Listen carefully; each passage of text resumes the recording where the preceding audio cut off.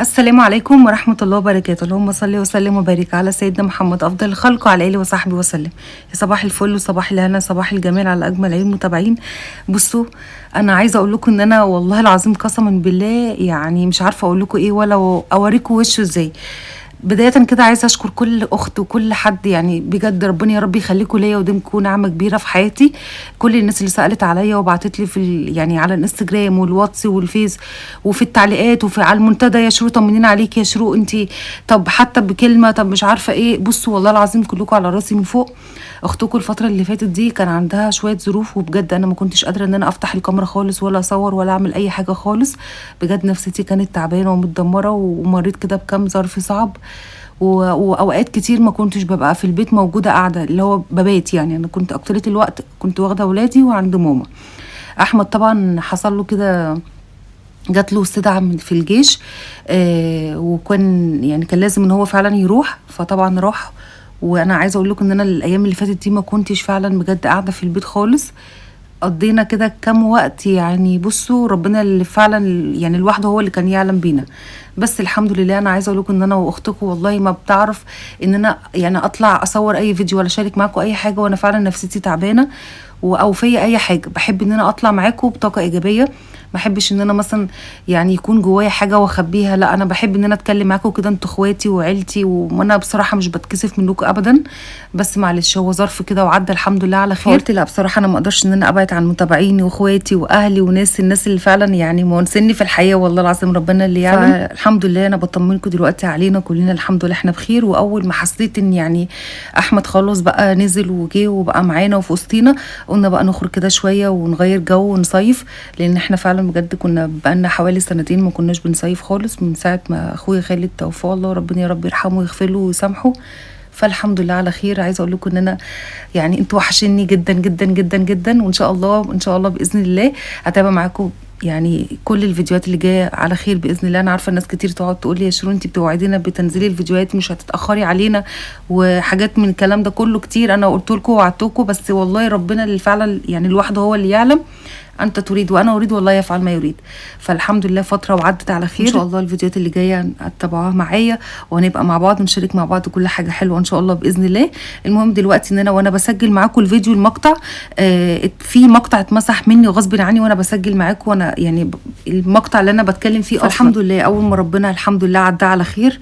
احمد بقى كده قلنا يعني نخرج كده شويه ونغير الجو عشان خاطر نفسيتنا ونفسيه حتى البنات، اللي هو يعني عارفين الواحد محتاجه حتى يعني راحه كده نفسيا، تغيير جو، ونشوف البحر كده ونشوف الدنيا ونصيف. فقلنا بقى كده نخرج شويه بصراحه واخدكم كده معايا ونمتعكم ان شاء الله كده، واعوضكم الفيديوهات اللي فاتت دي كلها والايام اللي فاتت ان انا ما كنتش بنزل فيها خالص اي فيديوهات. ان شاء الله هتابع معاكم مش هاخر ابدا ابدا، واوعدكم باذن الله ان انا مش هاخر عليكم ابدا، لان انتوا فعلا بتوحشوني واخواتي واهلي وسندي، ربنا يا رب يخليكم ليا. يلا بينا بقى نروح نشوف الحاجات اللي احنا اشتريناها. عايزه اوريها لكم دلوقتي لاني فعلا بجد انا متشوقه جدا جدا جدا النهارده ان انا فعلا بجد ان انا اصور معاكم الفيديو ده النهارده. بدايه كده دي حتى انا الاول طبعا انتوا مش هتسافروا من غيرنا، نسافر معانا عشان نروح البحر بقى. انت ظاهره يا جنى، روحي شوفي كده اختك ظاهره في الكاميرا. ايوه ماشي تعالي اقعدي يلا. بصوا بقى انا هوريكم دلوقتي شويه حاجات. بصوا يعني بجد بجد انا متشوقه جدا ان انا اشوفها معاكم. اول حاجه هبدا بيها هي ايه؟ هبدا بحاجتي انا الاول، تمام؟ يعني انا حاجتي اللي نبدا بيها. اشمعنى؟ دي حاجه ناس. لا دي حاجتي انا، ماشي؟ هو الاكبر. بصوا بقى جبت الفستان دوت او الدريس دوت. انا اكبر واحد عجبني. بصوا شكله خطير بجد يا جماعه، شكله حلو قوي. على فكره ده مش ذوقي، ده ذوق احمد، هو اللي نزل جاب لي الحاجات دي. وفي حاجات انا اشتريتها وفي حاجات هو جابها، بس انا اقول بصراحه ده ذوق احمد، هو اللي جاب لي الدريس دوت. بصوا الكمام بتاعته عامله ازاي، حلوه قوي. وفي المصايب بقى والحاجات دي هيبقى حلو جدا اهو. طبعا هو يبان يا جماعه في اللبس، وعايزه اقول لكم شياكته يعني خطيره بجد والله العظيم، شكله حلو قوي. ده معاه الحزام بتاعه من ورا، وادي القسطات بتاعته اهي كده زي ما انتم شايفين يا رام. ده كده اول دريس، خليه هنا كده ماشي. هو حلو شكله حلو. بس انا بصوا بقى. مستعجله عشان اسافر. تاني حاجه انا اتفقنا قلت حاجتي ان انا اطلعها على طول، ماشي؟ تاني حاجه اهو حاجه دايما. انت لسه هو فين وش وظهر اهو. بصوا كده الجمال بقى يا جماعه، بصوا شايفين من تحت كده عامل ازاي زي دانتيل كده. بصوا خطير يا جماعه، هو مش هيبان، كل الحاجات دي مش هتبان الا في اللبس. بصوا يا جماعه مصايف يعني فساتين دريسات الحاجات دي ما بنصحش خالص ببناطيل. يعني انا ما اعتقدش ان انا مش واخده ولا بنطلون ولا اي حاجه خالص معايا غير الفساتين. يعني الفساتين كده وقار كده عارفين يعني احلى بكتير. وجبت كمان دوت، بصوا الدريس ده بحر بقى يعني لونه خطير بجد، اللون اللي هو اللبني دوت. وجبت كمان معاه السكارف ده تمام نفس اللون اهو ماشي. بس هو عشان هو مفتوح من هنا كده من عند فتحه الصدر كده لحد تحت، ممكن البس عليه مثلا شميز الياقه بتاعته ابينه عشان خاطر الرقبه او المنطقه دي كده المكان دوت ما يبانش معايا. تمام ده كده كان شكله اهو وحلو قوي. عايزاكم تقولوا لي تحت في الكومنتات يا جماعه بالله عليكم كل حاجه هتشوفوها معايا في الفيديو النهارده. هستنى تعليقاتكم وكومنتاتكم الجميله دي، لان انتوا فعلا يعني ذوقكم حلو زي بكتير يعني واحسن مني بكتير. تاني حاجه او تالت حاجه جبت الدريس دوت. بصوا على ايه اهو، هو من تحت كده من هوريكي دلوقتي يا ترى على ايه. بصي ريتال اللي عايزه تقول لي انت هتلبسيه ازاي يعني. برضه احمد بيطلع ده وقلت له يا ماما تلبسي في البيت، وقلت له لا هتلبسي تحتيه حاجه ناكل بيه. ريتال مستغربه ان انا جايباه قط كده، هي مش يعني حاسه ان هي مش مستوعبه ان انا هلبس عليه شميز او حاجه. ده شكله اهو يا جماعه، بصوا من تحت عامل ازاي. لا شكله حلو قوي. جبت عليه الجاكيت دوت، جبت عليه بصوا الجاكيت ده اهو. الله الله الجمال دي بقى. ايه رايكم؟ لا يبقى حاجه عليك اصلا صح؟ بصوا جبته عليه. انت اصلا حلوه ما نجيب لك حاجه. انت اللي حلوه والله العظيم، يا نهار ابيض على بناتي الامارات اللي دايما كده جابرين بخاطري. ويعني اقول لكم ايه مش عارفه. بصوا ده كده شكله اهو. بس تقفلي الصفر. لا هو بيتفتح كده يا جوجو. تمام. دوت تالت حاجه. بس ما جبتش حاجه تانية، يعني هم دول بس الحاجات اللي انا قلت هلبسهم هناك جداد الدريسات دي. وفي في جاردن اهو. بصوا الجاردن دوت ثانيه تاني. الجاردن دوت انا قلت البسه هناك على اي حاجه، اوفق عليه اي حاجه يعني فاهمين. بصوا ولونه حلو قوي اهو. بصوا انا حاطه الحاجه في الشماعات على فكره عشان تعرفوا تشوفوها اكتر اهو. ده شكله والكمام بتاعته اهي. ده طوله اهو يا جماعه. قلت بقى هوفق عليه اي حاجه معايا يعني من عندي هنا وابقى البسه بقى فاهمين اللي هو يعني مش مشكله مش هيخسر. عايزه اقول لكم البنات متشوقه ان هم يسافروا، عايزين يسافروا باي طريقه. ايوه دلوقتي حاجه اصل انا بحب السفر كتير. انا اول مره هسافر وانا كده بس انا وانا صغنطوط كنت بسافر. ايوه كنت بتشوف صورها في التليفون. بصوا جبت الازاز دوت عشان خاطر البسه هناك. عشان بس يعني لو مثلا طلعنا جبنا حاجه مش عارفين هحتاجه، يعني هحتاجه اكيد هناك. حبيت ان انا اجيب اللون اللي هو الاخضر دوت يعني فرايحي كده ولون صيفي يبقى حلو ماشي. دوت بالطرحه بتاعته صح بالطرحه بتاعته يديك لمية مش طرحه ماشي. ده كده الازاز دوت. بصوا بقى ندخل اهم حاجه وهي اهم حاجه والحاجه اللي مخلياني بصوا يعني متشوقه جدا للمصيف وكل حاجه. الشنطه دي اقول لكم دلوقتي. بصوا بقى يا جماعه ايه رايكم؟ صفر كلب. ايه رايكم؟ حلو. بصوا انا حبيت ان انا الوانها حلوه. الوانها الوان والله انت اللي عسل. ده انت بتفهمي ايجانا يا جماعه. ده ذوقي حلو. الذوق بطريقه. بصوا الالوانات دي فيها كل حاجه. وهوريكم كمان الشنطه بتاعته. الشنطه بتاعته حكايه. تا بصوا جامده. ايوه ايه رايكم؟ لا بجد والله العظيم انا مستنيه تعليقاتكم بفارغ الصبر. انا بقول لكم الشنطه دي فيها قلبي كده. الشنطه دي اهم حاجه في كل المشتريات اللي انا جايباها دي. بصوا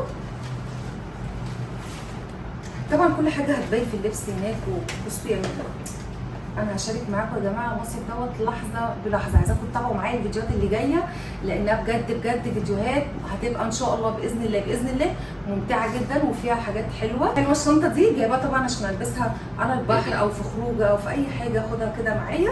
والواناتها برده حلوه قوي. تمام اهو. جبت الحاجات دي، ادي شنطه. وايه تاني؟ بسم الله الرحمن الرحيم. انا عايزه يا جماعه هنزل دموع من عيني عشان مسافره يعني. هي قصدها تقول هتعيط من الفرحه. بصوا جبت الشنطه دي، كان سعرها حلو قوي، كانت ب 150 جنيه زي ما انتم شايفين، كبيره وواسعه وحلوه. قلت اخد فيها مثلا الاكلات، اكل على البحر او حاجه هحتاجها اكيد. بصوا شكلها حلو قوي وواسعه، وهتلمي معايا حاجات كتيره قوي زي ما انتم شايفينها. كان في بينها اللون الجراي واللون اللي هو اللي تحس ان هو الكموني ده شويه، بس انا جبت الدرجه دي عشان خاطر هتليق معايا على كل حاجه هناك. تمام. ده بالنسبه للشنطه دي. وايه تاني؟ اللهم صل على النبي.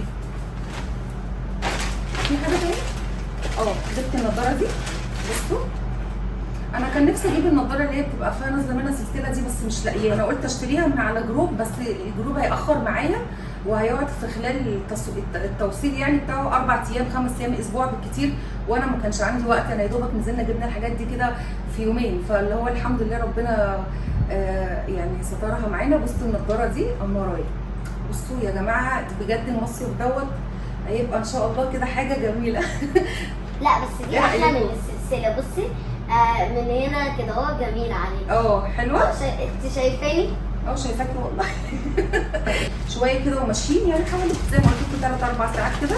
احمد بس بيخلص شويه حاجات وبعد كده ان شاء الله هنتكل على الله.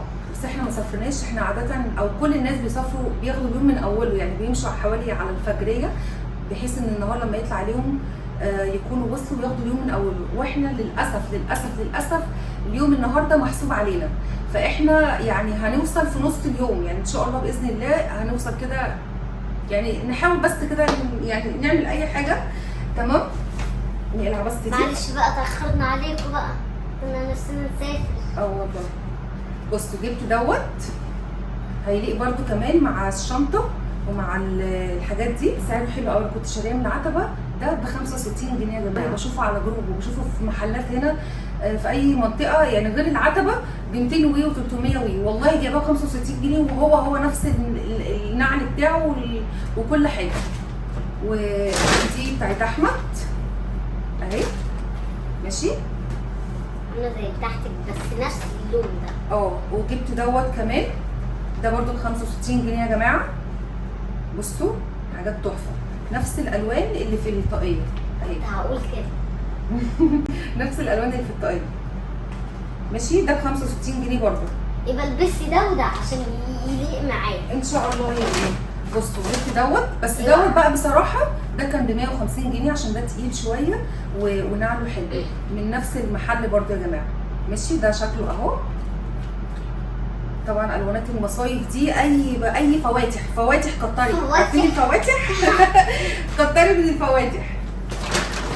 بصوا جبت ده كمان هيليق مع الدريس اللي انا جايباه اللي هو لونه لبني اهو. ده ب 65 جنيه. ماشي. وايه تاني؟ اللهم صل على النبي. وجبت ده كمان البسوا على البحر بقى هناك، نعله حلو قوي. وده انتي؟ انا جايبه لكم منه برضه. واحد شبهه برضه. انا لابسين مع بعض بقى. خلاص دي كده الحاجات اللي انا جبتها. هو يا جوجو في حاجات تانية هوريها لكم برضه.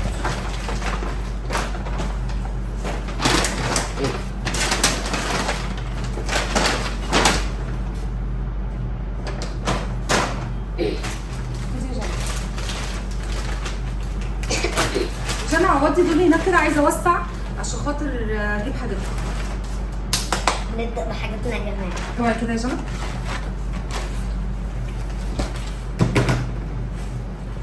شيل بس الحاجات دي عشان ايه ما نعملش ازمه. وبعد كده انا اصلا كده اصلا هشيل الحاجات دي وارتبها واحضر في الشنط. انا يعتبر محضره الشنطه الحاجات اللي احنا اللي عندنا ان انا احطها من الدولاب، حاجتي، حاجه البنات، حاجه احمد. انما الحاجات الجديده دي انا استنيت ان انا افرجها لكم عشان بعد كده اخر حاجه احطها هي على الوش. واخده كمان معايا فوط وملايات، لان انا يعني المفروشات والحاجات اللي لا المفروشات اللي هتبقى موجوده هناك انا مش بنرتاح بصراحه الا في الحاجات بتاعتي، فوط، ملايات. اكيد انتوا برضه عارفين الحاجات دي. ساعة عن حد. بص دوت مش عارفه ده بتاع مين، ده بتاع جنى. لا بتاعي. ده بتاع جنى. لا بتاع جنى. بصوا يا جماعه الوانات بقى كده، البرتقاني، الاورنج، الفسفوري، الحاجات اللي هي الوانات المصايف دي. تمام. ده كده اول واحد، معرفش بتاع مين، هما هيلبسوا مع بعض. يعني انا بطلت اجيب حاجات شبه بعض. انا الاول كنت بلبسهم الاثنين نفس الدريس، نفس اللون، نفس الحاجه. بعد كده لما لقيت ريتال يعني بقوا ما شاء الله ما شاء الله جنى وريتال الاثنين بيلبسوا مع بعض، بس جنى اطول بشويه. بعد كده قلت لا خلاص مش هجيب حاجه شبه بعض تاني، بحس ان هي بجيبها على الفاضي وتكلفه على الفاضي. فانا قلت لا، الحاجه اللي انا بقيت اجيبها دلوقتي هما الاثنين بقوا يلبسوها مع بعض. عشان لان انا الاول كنت بجيب فرق سنه. يعني انا لو مثلا جنى بتلبس 8 اجيب لي ريتال 7، فاهمين؟ بس ده بتاع ريتال، هي اللي مختاراه على فكره، وجنى اللي مختاره ده. بصوا بقى ريتال مختاره ايه، ده تلبسيه على الدريس معايا نفس اللون اللبني. بصوا يا جماعه لبس. انا طبعا زي ما بقول لكم حطاه في الشماعات عشان خاطر انكم انتوا تشوفوه، انما انا مش جايباه بشماعات لا حاجتي ولا حاجه البنات. تمام. ده كده الفستان ده. وانا برضو بصوا الحاجات دي انا جايباهم ليهم هما الاثنين. ده بقى ده ليكوا انتوا الاثنين، ليكوا انتوا الاثنين عشان بس ما تتخانقوش. انت تلبسيه وهي تلبسيه. انا وانا مسافره هلبس ده الاول عشان انا بحب اللون ده. قولوا لنا رايكم يا جماعه. لا اشياء. ايه رايكم في الالوانات دي؟ بصوا بامبا وفوشيا ولبني واورنج، فواتح فواتح فواتح فواتح. وجبت لهم البورنوس دوت بورنوس عشان خاطر لما يطلعوا من البحر ايه يلبسوه على طول. تمام. بالحزام بتاعه اهو. فرحانه يا جماعه. ده الحاجه الوحيده اللي انا جايباهم شبه بعض فيها علشان خاطر يعني ما كانش فيه الوانات تانية بصراحه. هو كان طقم كده كله على بعض، يعني راسته كده كلها محطوطه نفس اللون. فانا ما يعني اضطريت ان انا اجيب الاثنين نفس اللون. تمام. البورنوس خلاص ده كده حاجتهم. طبعا انا ما علينا دلوقتي من التطبيق، انا بس هشيل من قدام الكاميرا وبعد كده اطبق انا مع نفسي عشان بس ايه الوقت. وجبت لهم كمان الطاقيتين دول. خلاص عايزه كده البسها اوريها لهم شكلها حلو على ودول برضو نفس نفس بتوعي. بصوا يا جماعه ده نحطه في رقبتنا شكله حلو. ده نفس بتاعي برضو، انا جايبه الثلاثه نفس بعض، يعني هنلبسهم مع بعض احنا الثلاثه. ماشي. بصوا بقى الله المايو القمر العسل ده بتاع جنى. لا ده بتاعي. لا ده بتاع جنى الكحلي، ده بتاع جنى. طبعا عايزه اقول لكم جنى مختاره مايو يكون بكم ويكون ببنطلون. يعني جنى محترمه، مش بلبس الحاجات دي. محترمه يا جنى، انت قمر انت يا جنى وجميله. فطبعا جبت لهم مايوهات بكم عشان خاطر برضو الشمس. جبت لها المايو دوت اهو، وعليه دوت بيتربط كده اهو وهما طالعين بقى من الميه. تمام. كل الحاجات دي هتشوفوها. وتعالوا بقى اوريكم المايو بتاع التاني. بصوا هو نفس الشكل بس يعني باختلاف اللون. ماشي. طبعا الريتال كانت بتقيسه فسايباه زي ما هو. بصوا في واحد تاني بكم، هما الاتنين بيكونوا اصلا دوت، وعليه البتاعه بتاعته برضو بتتربط كده. ودي نضاره للبسين. ماشي. استنى شويه. وطبعا العاب البحر بقى، الرمله والحاجات دي. مين يا لولو؟ مامتي. ماما. الو. يا دي تاني. ايه ماما؟ ليه؟ ببعتكم بالحاجه. بالك من الايام في السفر. حاضر. قولي لاحمد واحده واحده كده وانتم ماشيين بالله عليك. حاضر ماشي. وتروحوا تجيبوا بالسلامه يا رب. ربنا يخليك يا ماما. انت ما تعرفيش انا فرحانه قد ايه لاحمد. انا كنت عايزاكي تيجي معانا والله. يعني كاني انا جيت معاكم والله. ربنا يخليك يا ماما. ماشي. السنه الجايه تروحي بقى معاكي 3 عيال مش 2. 3 عيال ان شاء الله. ربنا يبارك. حياتك يا ماما يا رب. تيجي لنا بقى اخ ولا تجيب لنا اخت مش مشكله، اللي يجيبه ربنا حلو لنا. ان شاء الله. ماشي يا حبيبتي. ماشي. توصلي بالسلامه كده يا رب. انا هطمنك، هتصل بيكي كل شويه. خلي بالك من عيالك. حاضر. خلي بالك من احمد. ماشي. خلي بالك ان هو ما نامش كمان. لا ما نامش والله، مطبق عليه يومين. عشان كده ربنا يستر عليكم في الطريق ان شاء الله. يا رب ان شاء الله. ربنا يستر عليكم يا رب ان شاء الله. توصلوا بالسلامه. ماشي. نيجي احمد. انا كلمت احمد الصبح قال لك؟ لا والله ما قال لي. انا ما كلمتوش الا مره واحده بس. بعد ما قفلت معاكي كلمته. لا والله. وربنا وقعدت ادعي له، قلت له ان شاء الله ترجع مقبول الخاطر. بيسافر النهارده مش علمته، قلت له ترجع مقبول الخاطر ان شاء الله. وهتسافر النهارده ان شاء الله بعيالك. ان شاء الله. ان شاء الله. وبقيت ادعي له والله وانا بصلي الصبح الضحى. قعدت ادعي له، انت عارفه دعوتي الباب السمع. والله يا ماما اول ما الدنيا مشيت وقلنا الحمد لله خلاص كده، الحمد لله قلنا بقى نمشي بقى. ان شاء الله يا حبيبتي. ان شاء الله. ان شاء الله توصلي بالسلامه يا حبيبتي. بالسلامه. مامتي تطمن علينا يا جماعه. ما نامتش والله، معانا كانت على طول بتتصل بينا زي ما قلت لكم، كان في بس يعني ظرف كده، فالحمد لله الدنيا عدت على خير الحمد لله. بصوا بقى جبت لهم الكور دي عشان يلعبوا بيها هناك ماشي. في الجنين. ودي بتاعت لعب البحر، ودي كمان بس دي بقى بتاعت كوتي الدلعه دي، والقمر دي بتاعت التاني. عادي انتوا الاثنين لعبوا مع بعض. بس دي عجباني. كل اللعب دي وكل الحاجات دي بتاعتكم الاثنين. جابوا كمان مسدس دوت عشان يلعبوا هناك. حلو، نوع حلو ده بتاعنا عشان البسين. دي العوامه عشان لو خاطر لو احنا مثلا يعني دخلوا في الغويط شويه، اللي هي الكتافات دي. ماشي. ودي عوامه عاديه خالص كده هو عشان ما نغرقش يعني. ماشي. والفرشه القمريه العسل دي. بص جبت لهم الطقم دوت الحلقان بالسلاسل بتاعي. لا دي بتاعتي.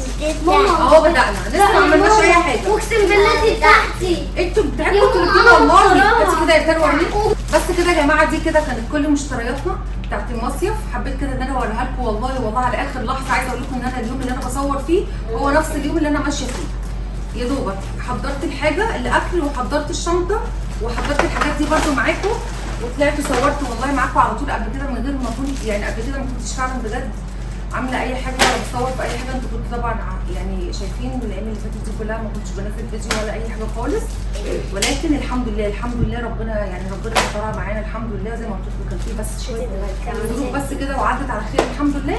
واول ما فوقنا بس كده قلنا يلا بقى نخرج شويه ونغير كده جو، ونغير انتوا كمان جو معانا، نشوف ناس جديده كده، ونشوف البحر والاجواء والمصيف الحلوه. ربنا يا رب يدوم علينا نعمه ويدوم عليكم انتوا كمان يا رب نعمه. انتظروا بقى الفيديوهات اللي جايه دي على خير، لانها بجد يعني هستنى تعليقاتكم وكومنتاتكم وكل الحاجات اللي انا شفتها دي، كل اللي انتوا شفتوها دي كلها. قولوا لي رايكم تحت في الكومنتات، خاصه الدريسات بتاعتي والحاجات الطاقيه والشنطه وكل الكلام ده. لان بقى الحاجه ودي يعتبر اخر حاجه ان انا هرصها على الشنطه على طول. يعني انا خلاص اهو محضره الشنط، دي شنطتي انا واحمد ودي شنطه البنات. فخلاص كده انا جهزت حاجتي وجهزت كل حاجه، وعايزين بقى نخرج شويه بقى من جو الروتينات والطبخ والتنظيف وكل حاجه. وخاصه ان انا فعلا الفتره اللي فاتت دي كنت غايبه عليكم، فقلت بقى ارجع لكم ان شاء الله في فيديوهات كده تفتح النفس وحاجات يعني تغير كده من النفسيه شويه. تابعوا معايا الفيديوهات للاخر. هنا بقى خلاص كنا وصلنا كده الحمد لله. زي ما انتم شايفين احنا داخلين على الساحل على طول، والحمد لله كده كنا وصلنا للكارته هناك. تابعوا بقى معانا الفيديوهات ان شاء الله، واستنى تعليقاتكم الجميله اللي وحشني جدا واشوفكم في فيديو جديد.